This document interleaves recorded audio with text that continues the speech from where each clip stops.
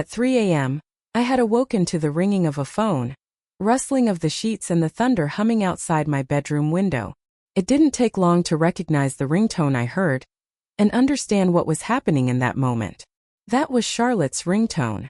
Charlotte was my husband Leonardo's childhood sweetheart, and she had made a habit of calling my husband to her side at every opportunity, even in the most impromptu hours of the night. And Leo had made a habit of being completely available after every call, explaining why he had personalized her ringtone in the first place. I listened at his side silently, waiting for the moment he would refuse to run to her side. A wishful thought I knew would never come to fruition. "Don't cry, I'll be there soon." After a few simple words, Leo quickly got up and prepared to go out. He hadn't noticed I had been listening or conscious at the moment. "Are you leaving?" I say through a yawn. Being pregnant made me especially tired lately, not that Leo had noticed any difference. I'm sorry, Claire. "I hope I didn't wake you." Leo took a single moment to sit next to me and caress my face. His touch was warm and comforting, but it was only a moment. "Charlotte needs me, but I'll be back soon." My husband was always available when she needed him, even if it were at my expense. It was a horrible feeling watching your husband be readily available for another woman at her beck and call. I look outside the window and see the faint rain littering the sill and the sky lighting with streams of electricity.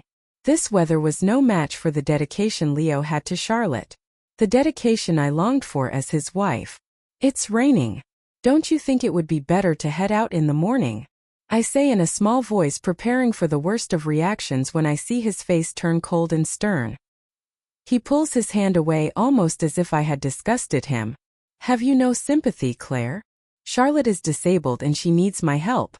How could you be so selfish?" He says this coldly, an accusation he had used prior, also for the benefit of Charlotte.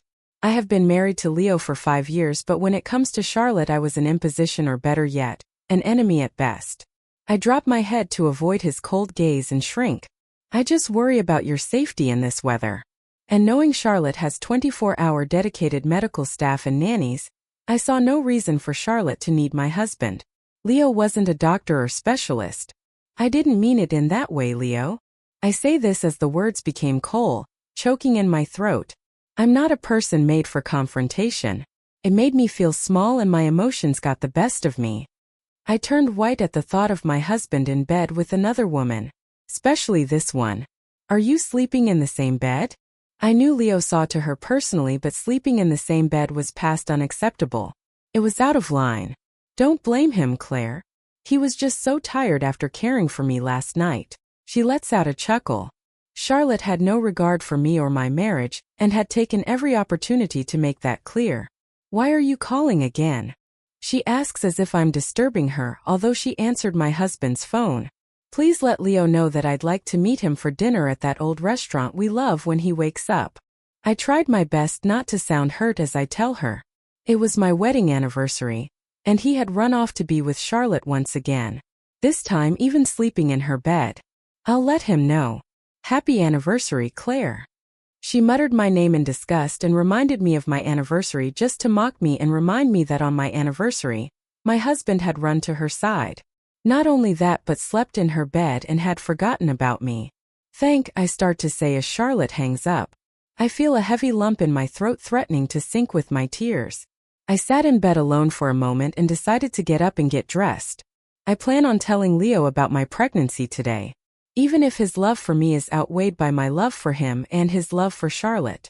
I walk to closet and begin dressing comfortable for the occasion, and begin applying makeup to cover up my tired puffiness brought on by my tears. I then head over to Bennington, an old Dutch eatery we enjoyed going to, and give my name for the reservation. It's not a Michelin star location, but it was where I first met Leo and he saved me from a little trouble I was having. I had been harassed by a group of men and he portrayed himself as my friend until I was able to leave safely. A few years later, I finally finished my courses and graduated from the most prestige architecture school in the country, but was at a standstill in starting my career as most companies sought a male figure for the position. After a pressure-led search, I found that Leo's company had posted a job opportunity as the secretary to the president and applied. After one short interview, I was given an offer that I gladly accepted. I was excited to walk into his office on the very first day, but he didn't remember me. I expected him to at least recognize me, and I was mildly disappointed to know that he didn't. It probably didn't help that I was dressed like a boy in baggy clothes with a baseball hat. He had no idea of the admiration or love I held in my heart for him. I couldn't tell him with the inferiority I felt. I sat there waiting at the restaurant. It was noon, which when I had met him in his office for the first time all those years ago. He knew my dedication to important times and would be here any moment. Only I've been waiting for over an hour and he hasn't come. I decide to call him, but I'm redirected to voicemail. So I resorted to call someone who I rarely spoke to and who had no interest in speaking to me. Hi Amelia. Do you where I can find Leo? Amelia is Leo's sister.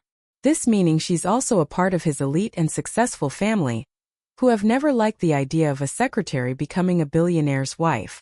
Of course I do. He's at our family home. I thought you would have accompanied him for the big celebration we're hosting.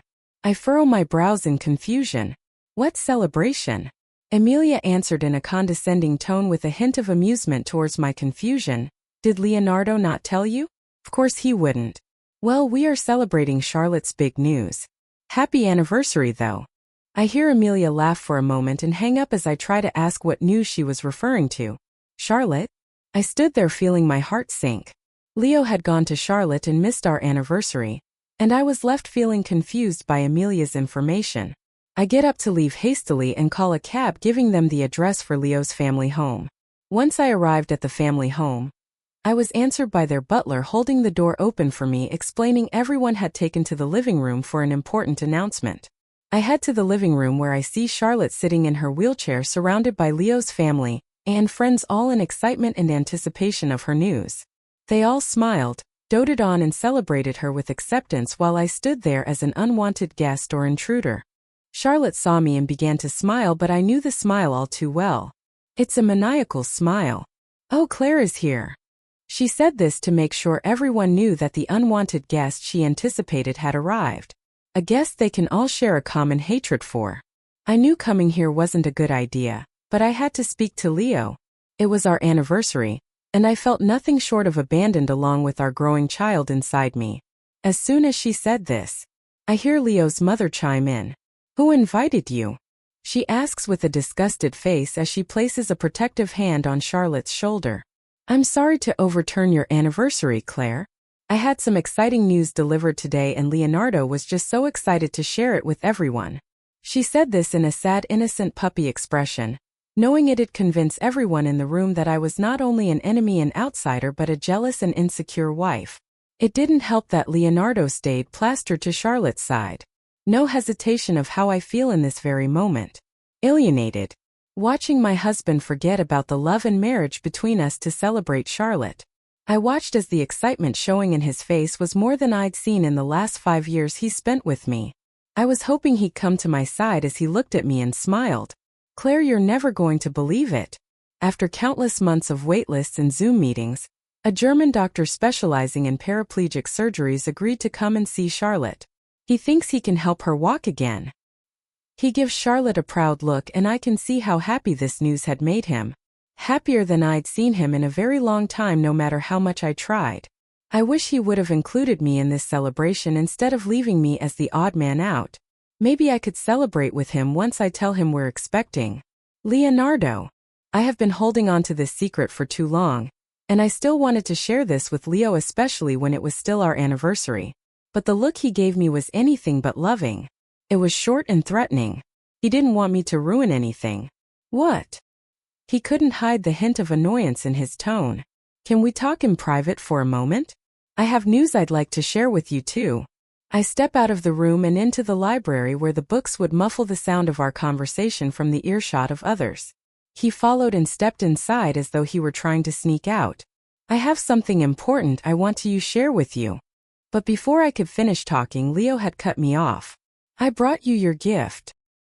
He held out a diamond bracelet in his hand, waiting and expecting my hand in return. But all I could see is how similar it was to necklace Charlotte was currently wearing just outside that door. It was hard to separate the idea and images from this moment. Did he purchase the 2 pieces as a set and split them for us both? Just as I pushed the thought aside to share my news, I hear Charlotte calling out to Leo. Leo, where are you? I need you. Without hesitation, I see him ready himself to leave the room. I wanted to desperately to tell him the news, but I was losing my opportunity to do. Leo, I stop when I see Leo start to walk towards the door. I hurry and grab his arm. I still have something to tell you. Leo pulls his arm back and turns to me annoyed and rubbing the back of his neck as a symbol of him becoming aggravated. I need to go help Charlotte. We can talk about whatever this is once we're home. Please don't go, I ask in the smallest voice, but Leo turns the doorknob and leaves the room muttering the cruelest of words. Don't put me in the position to choose, and without even a glance back at me he exited. I didn't get the chance to tell him about our baby. I stayed behind in the library for a few more minutes. The loneliness I felt reached further than the depth of this room. I wasn't welcome here. I'm not wanted here. Even my husband doesn't want me here. I should leave. So, I put every effort in calming myself before leaving the library. I then make my way from the library door to the foyer, hoping to escape without being seen or better yet humiliated. Oh Claire, are you leaving? I hope you're not upset that this celebration fell on your anniversary. I had been spotted. Spotted by the woman I wanted nothing to do with, Charlotte. She wasn't sorry. She knew it was my anniversary and had no consideration for my feelings. I'm just leaving. I couldn't help but sound as small as Leo had made me feel.